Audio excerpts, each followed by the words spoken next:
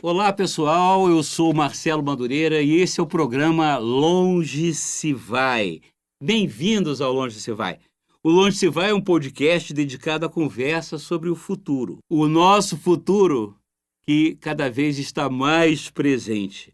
A gente pode até mesmo dizer, né? O futuro é já, é agora. Hoje nós temos aqui uma convidada muito especial. É a artista plástica Tereza Miranda, é pintora, gravurista, premiada, pioneira na introdução da fotogravura no Brasil, é um exemplo vivo, né, de joie de vivre, né, de prazer de viver, de vitalidade, de juventude. Ela está com 91 anos. Desculpe eu não ter sido assim cavaleiro, revelar a idade de uma dama, mas é preciso que eu cometa aqui essa pequena gafe. Ela, a Tereza, que é minha amiga, eu tenho o privilégio, né, de quando em vez prosear com ela, conviver com ela, é uma prova de que a longevidade não só é rica em lembranças, memórias e afetos, né? A longevidade proporciona a gente um presente muito rico e, por que não, fazer com que a gente possa também sonhar um pouco o futuro. O nosso programa aqui, o Longe se Vai, tem o patrocínio da MAG, Mongeral Aegon Group, que é uma empresa com foco no futuro e na longevidade. A Aegon Group tem uma ferramenta, o Instituto Longevidade que eles têm, que estima a sua longevidade, quer dizer, quanto você precisa para se preparar para ter um futuro, digamos assim, mais confortável, com qualidade de vida. Eu acho uma coisa muito engraçada as pessoas terem uma obra de arte em casa, né? Quase com uma coisa meio ali secreta, guardada, que só ela possa usufruir. Mas como é que o artista pode viver, se não vender as obras dele, Tereza? Não tem como viver, ué. É mesmo? É impossível. Você precisa, inclusive, de dinheiro para fazer a tua obra, ué. Então tem que encontrar as pessoas, os mecenas que comprem. Isso não existe. Como é que você começou Isso não nas existe. artes plásticas, Tereza? Olha aqui, eu comecei no Museu de Arte Moderna. Eu entrei lá em 1960, estudei 10 anos, Com quem? e quem me ensinou tudo que eu sei de arte chamava-se Walter Marques. Walter Marques era assistente de Ana Letícia, que era titular na hora que eu fazia gravura, que eu fazia de manhã.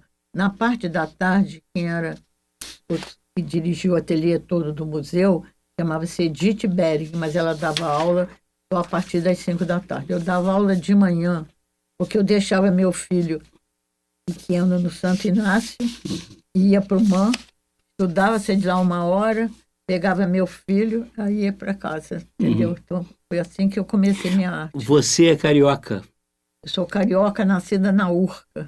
nascida no bairro da Urca, que é o bairro... Meu pai foi o segundo morador da Urca. É mesmo? Eu nasci lá mesmo, na casa que era do meu pai, ali mesmo. E você estudou aonde? Como é que foi a tua formação, Eu estudei assim, infância? primário, estudei no Colégio Cristo Redentor, que era na Urca. Depois eu fiz 1 ano no Colégio Sion, em Laranjeiras. Depois eu fui interna num colégio em Santa Teresa de umas freiras chamado Colégio Assunção, onde eu fiz o resto do ginásio e o clássico. Agora, você só falou que você foi encontrar a arte já nos anos 60. O que te levou a procurar? Como você Eu se sempre descobriu gostei artista? muito de arte, sempre gostei muito de arte. E aí, quando eu pude, que meu filho menor foi para o colégio, eu tive tempo de fazer a arte que eu queria, né? E aí eu fui para a gravura, porque eu sempre gostei muito de gravura. Você foi direto para a gravura. Fui direto para a gravura. Porque eu, antes da gravura, eu ainda fiz um pouco de pintura num ateliê que tinha na cidade do professor Chambellan, na rua da Assembleia. E eu fiz lá 2 anos. Mas depois o que eu queria fazer mesmo era gravura, que me interessava. Aí eu fui para o MAN e fiz gravura lá 10 anos. 10 anos. A Tereza Miranda é uma prova de que ser longeva é ser rica em lembranças, memórias e afetos. É o que Tereza recria nos seus trabalhos, que vocês podem conhecer no site dela, no Instagram também, no site dela na internet. Os trabalhos da Tereza nos remetem a lembranças, locais, pessoas. As montanhas do Rio de Janeiro são sempre uma referência, a arquitetura, a natureza do modo geral, memórias que ficaram gravadas e que ela sintetiza no papel. Eu gosto muito de uma obra sua que se chama Ressaca, do Leblon. Do Leblon, é. Que é uma Mas aquilo é uma pintura. Uma pintura. É uma pintura. Qual a técnica que você usou ali? Ali eu sempre uso tinta acrílica, né? Uhum.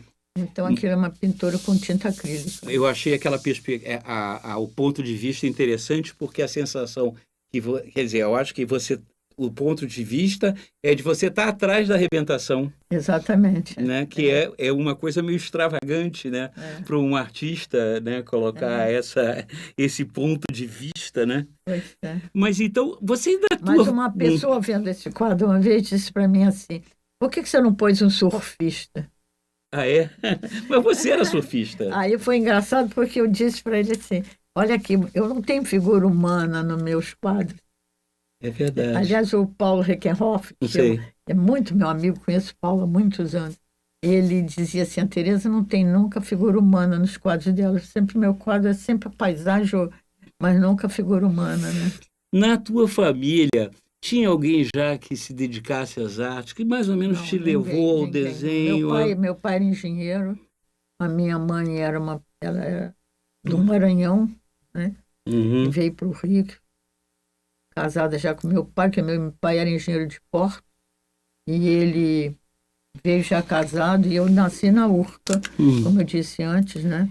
Mas eu não tinha ninguém na família que fosse ligado à arte mesmo, não tinha. Eu acho que tem uma semelhança, alguma coisa me diz assim, em paralelo, e talvez por geração, né, que favoreça o trabalho de artistas plásticas, né? Mulheres, a Ana Bela Geiger, a Faiga Ostrov. Foi minha colega no Museu de Arte Moderna. Pois como é que você vê essa... Primeiro é esse reconhecimento que a obra de vocês tem, sempre teve. E depois essa trajetória meio semelhante. Tem vários comunicantes, não tem, não? Tem o seguinte, olha aqui, eu comecei a fazer, na minha gravura, essa parte toda Brasil, que eu fiz Minas, né? Fiz o Rio de Janeiro, fiz parte do Maranhão, porque a minha mãe era maranhense, então eu ia lá e fiz o Maranhão, essa parte toda, vamos dizer, de arquitetura colonial, porque eu tive a sorte, eu trabalhei muitos anos no escritório de arquitetura do Henrique Mindler, arquiteto Henrique Mindler. Trabalhei muitos anos com ele.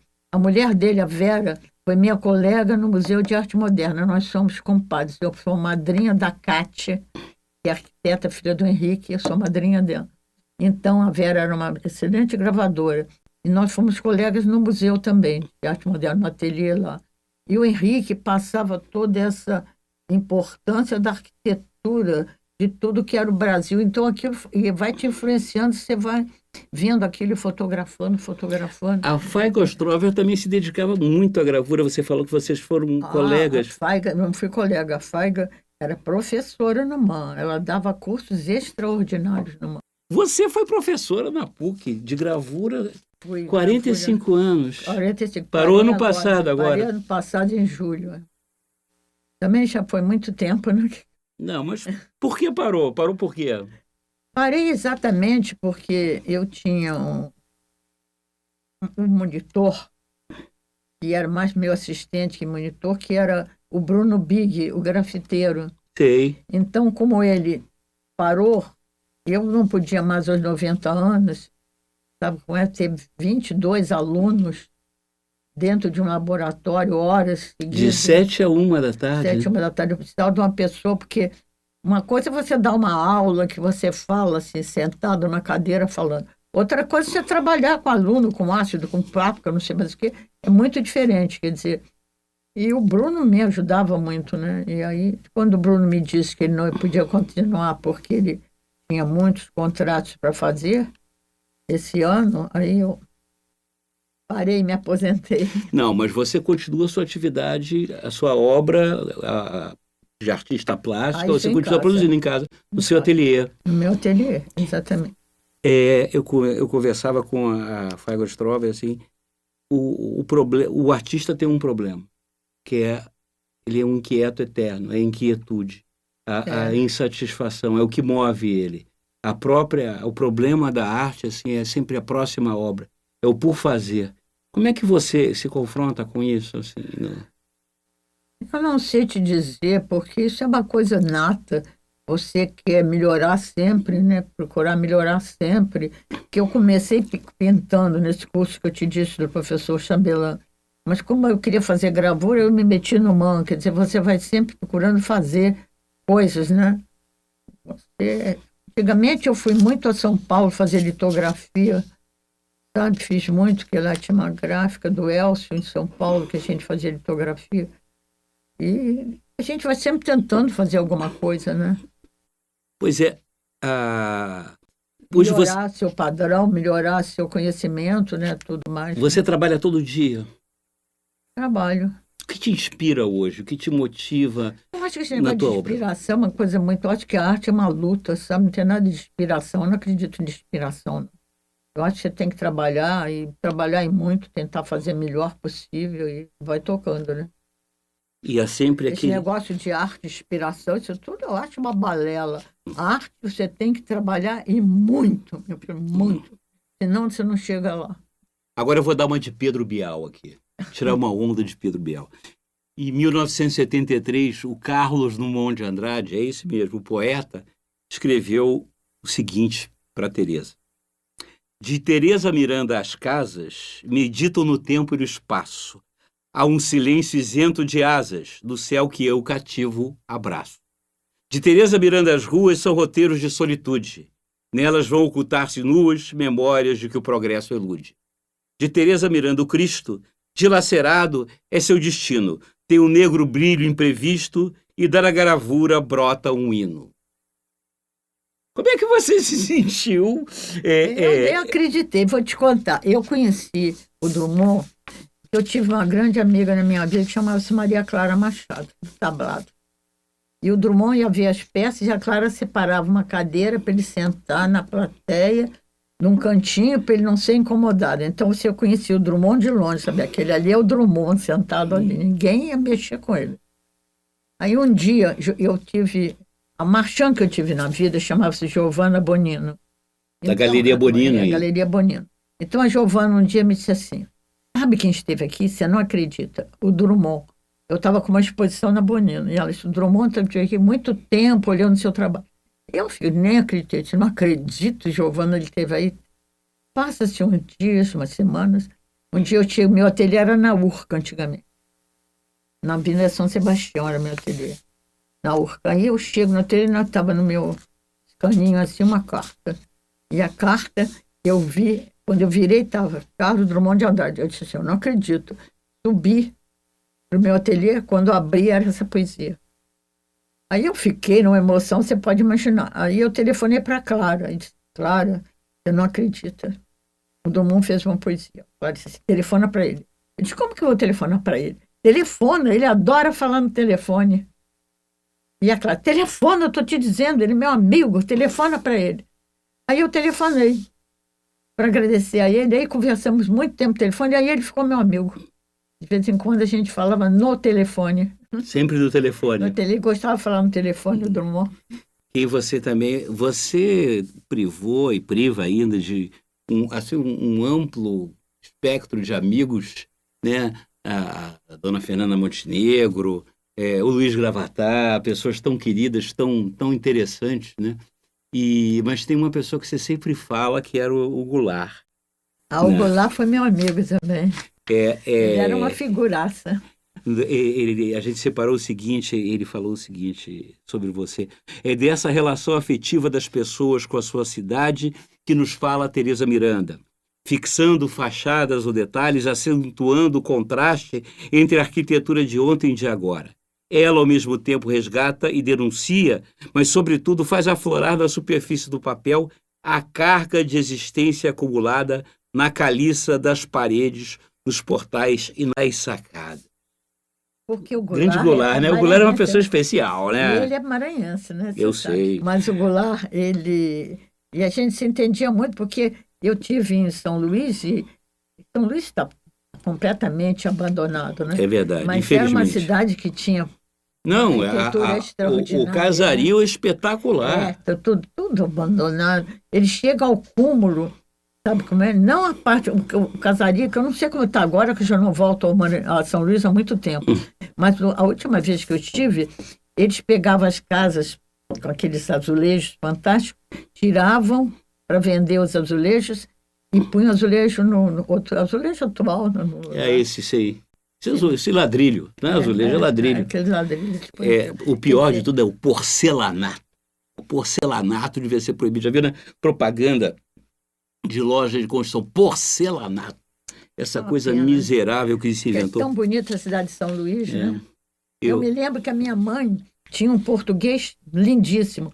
E aí tinha um amigo lá no norte, ele já faleceu, era um poeta Machado, ele chamava-se Nauro Machado.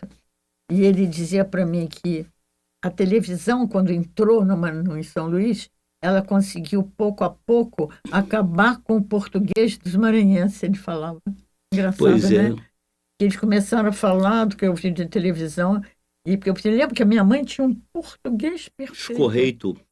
Inclusive, você sabe quem nasce em São Luís do Maranhão? É Ludovicense. Eu não sabia disso. Pois é. Eu sou cultura. Né? Eu estou aqui para diminuir um pouco a sua sesquipedal ignorância. Eu não sabia disso. Estou dividindo aqui com você generosamente. Não, mas eu me lembro que sim, eu me lembro. Eu tenho uma coisa, eu não conhecia o Ferreira Goulart, mas eu era assim, a trajetória de vida dele, a obra dele, tudo, eu sou encantado por Ferreira Goulart. O grande artista não morre. O grande artista ele se perpetua na sua obra. E o Ferreira Goulart falava uma coisa mais ou menos assim: sem a arte, a vida não faz sentido.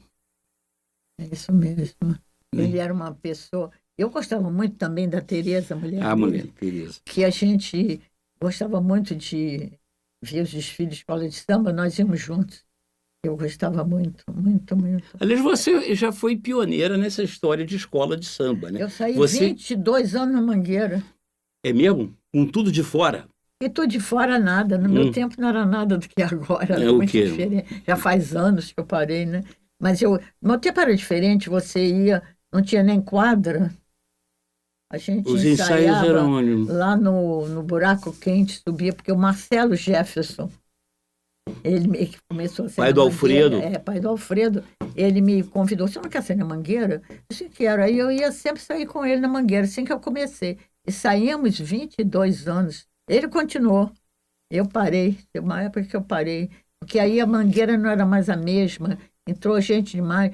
A nossa área era tão pequena, tinha 80 pessoas. Hoje são milhares, né? E você não acha que o desfile também virou uma coisa meio standardizada? Eu deixei de ir, não sei, não é que eu não gosto, eu gosto da mesma maneira, mas eu não deixei de ir, acabo indo para fora no carnaval, não fico aqui. Eu gosto muito de carnaval. Eu gostava muito da banda, não é? Banda de Ipanema. Era tão gostosa a banda. Depois mesmo depois quando do Albino Pinheiro. Com o Albino, né, que fundou Jaguar. a banda, Jaguar, aquele pessoal, a gente se divertia muito. E depois mesmo o Simpatia também. Simpatia Quase Boa. Feito pelos filhos de Guguta, né? Isso. Então, também é muito agradável. Mas era uma coisa assim, muito família. Hoje em dia é uma multidão, meu filho, você até desiste, né? Não, realmente são 300, 400, 500 mil pessoas, é impossível. Demais. Antigamente era uma coisa, eu levava, me lembro, a minha neta, era pequenininha, eu levava com ela. Hoje você não pode levar criança em banda, como é que você vai levar com uma multidão, empurra, né? E o carnaval de rua acabou virando um inferno, eu acho, não sei. Era uma coisa muito família, era diferente. Isso não é saudosismo, não, é apenas uma constatação. É uma constatação, é verdade. Não sei qual é o critério que a gente poderia consertar isso. Na verdade, a única forma que a gente pode fazer é não ir, né? Mas eu fico com pena, sabe? Porque eu acho que as coisas têm que continuar. Você acha que existe hoje nesses blocos uma certa licenciosidade? Não, eu acho que carnaval a pessoa sai como quer, quando quer. Eu não estou contra qualquer tipo de censura, nada disso. Eu acho que você sai, você gosta de sambar, vai lá fazer o seu samba, é tão bom, né? Uhum. Faz muito bem para a pessoa, a Você cabeça. não acha que existe hoje uma sensualização exagerada? Quer dizer, o carnaval vira pretexto, aí começa essa confusão das mulheres, como não é não, meu corpo me pertence, aí outros homens já pegam as moças para beijar à força, fica uma confusão. Eu não Vira sei, uma porque no meu coisa. tempo não tinha nada disso. Quer dizer, que eu saí. Agora, hoje, não sei te dizer, porque eu não vou mais, de maneira que eu Hum, não sei, mas eu acho que a pessoa tem direito de fazer o que quiser. Eu hum. sou contra qualquer tipo de censura, eu acho que a pessoa Aliás, faz o que ela quiser. essa é uma discussão muito a propósito, né? Hoje, de uma maneira geral, no mundo mesmo, né, existe, eu acho, na minha opinião, além dessa inquietação, essa insegurança que leva a sociedade, de uma maneira geral, a um certo conservadorismo, a um certo pensamento retrógrado, reacionário, inclusive liberticida. Quer dizer, hoje, né, as correntes conservadoras, elas não só fazem discurso, mas elas mesmo se manifestam, às vezes, de forma violenta contra determinadas exposições de arte, contra determinadas manifestações artísticas. E isso não é só de direita, de esquerda, as pessoas polarizadas. Você não vê isso hoje como... É uma diferença, né? Eu acho lamentável, você sabe, para ser sincera, nessa parte de censura, eu acho que cultura não tem que ter censura. Eu acho que a censura só vai atrapalhar. Eu acho que a pessoa tem direito de fazer o que ele quiser, em arte, em música, o que for. Não ter censura. Eu sou inteiramente contra a censura. Agora, o fato, se você gosta, se você não gosta, basta você ou não ver, ou você usar mesmo a crítica de arte, o exercício da crítica, que não é o exercício da virulência. Hoje as pessoas veem o contraditório como um inimigo a ser obliterado, a ser Olha arrasado. que eu fui de uma época em que você teve grandes críticos de arte. Além do Goulart, tinha o Frederico Moraes, que era um grande crítico de arte, né? Isso tudo dá pena de você hoje. Não sei, não é mais a mesma coisa, não. Você Não acha sei. que hoje a liberdade ela está ameaçada, a liberdade individual e até mesmo a liberdade artística, de manifestação artística? Não, não acho ameaçada, não. Eu acho que você tem que lutar contra essa ameaça. Porque se você não lutar a favor de uma liberdade total nisso tudo, nós vamos virar uma coisa completamente restrita, o que eu sou contra inteiramente, entende?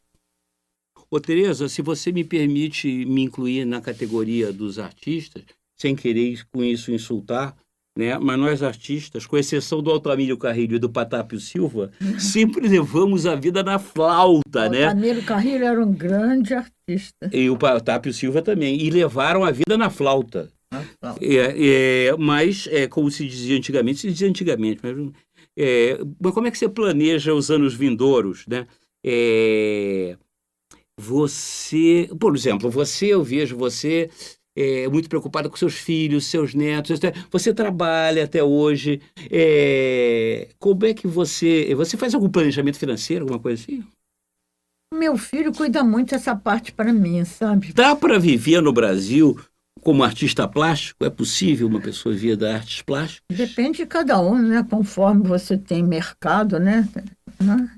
Acho que eu sempre tive a PUC que me ajudava, né? Tinha o dinheiro da PUC que pagava, né?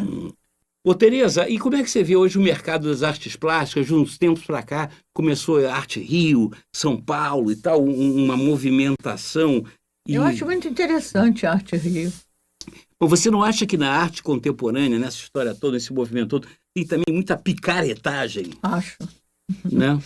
Muito. Muita gente aí que se diz artista plástico e que faz umas instalações, umas coisas... Tem muita coisa que eu não gosto, não. Não é questão de... porque eu também, assim, não é o fato de eu não gostar, não significa que seja ruim. Não, mas E o eu fato de eu acho gostar... muitas coisas ali, eu acho que é muito marketing, sabe?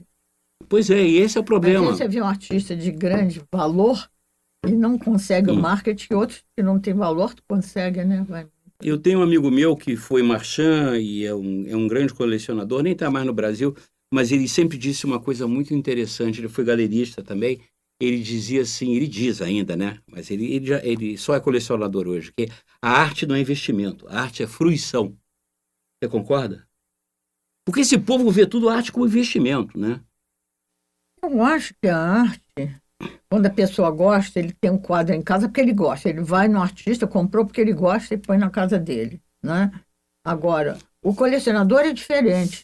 Ele, além de gostar, ele tem meios para poder fazer essa coleção. Porque nem todo mundo tem dinheiro para isso, né? Não é fácil você ser um colecionador. Então, eu acho que, às vezes, você gosta daquele trabalho, se vira, vai lá do artista, o artista facilita, compra e põe na casa dele e tem maior satisfação.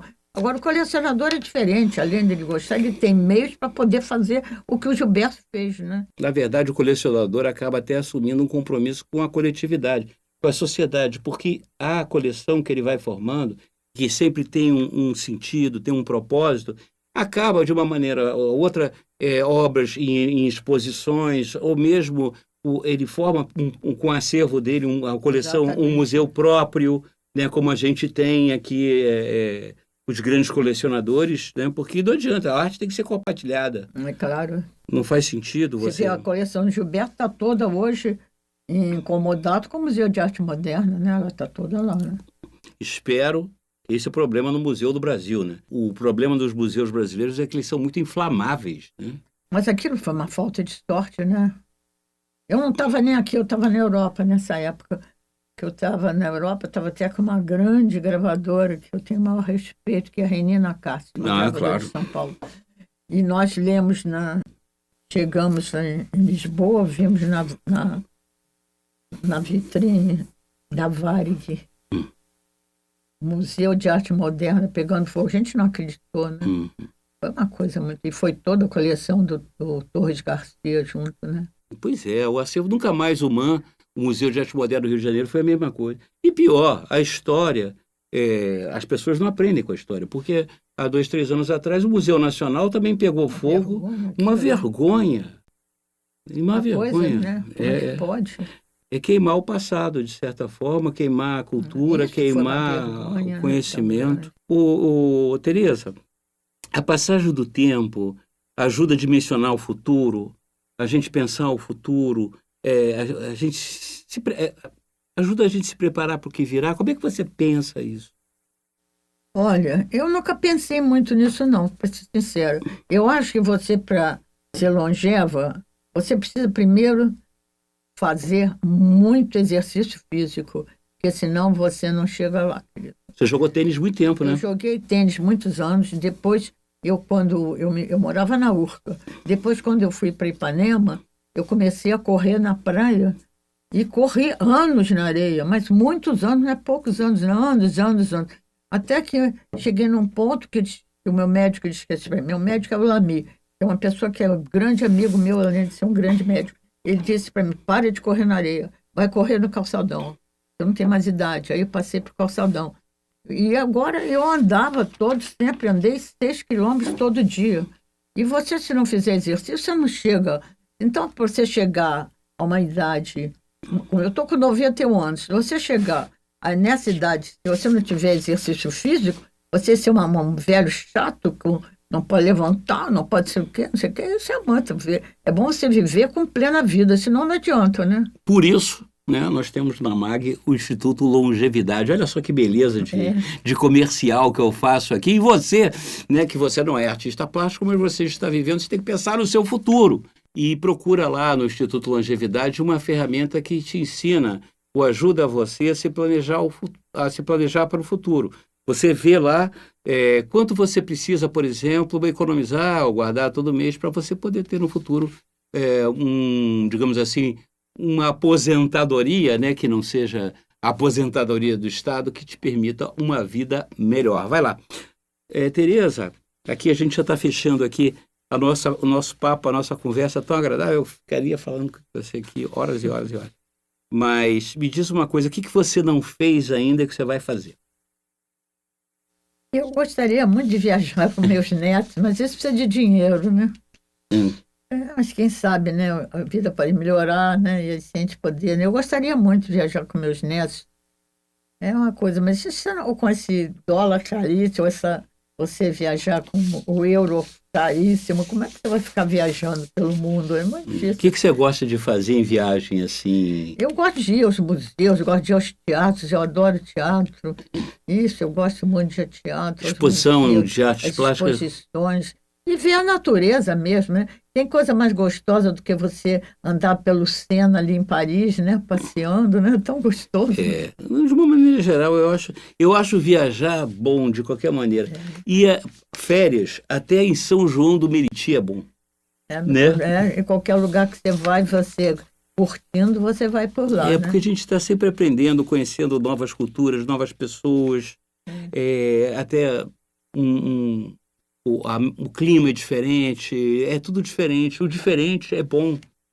Cultivar o diferente, procurar conhecer e entender o diferente é muito bom. Eu quero agradecer demais a Tereza Miranda aqui comigo essa tarde maravilhosa, porque vocês perderam, mas a gente ficou conversando horas e horas e horas aqui, enquanto preparava o estúdio, e isso aí vai ficar só aqui pra gente, né? O pessoal que trabalhou aqui com a gente, que teve na coordenação geral a Esther Jablonski, a direção-geral do Nando Chagas, a pesquisa de pauta do Paulo Peçanha, ou Pablo Peçanha, e da Gabriela Nisquier.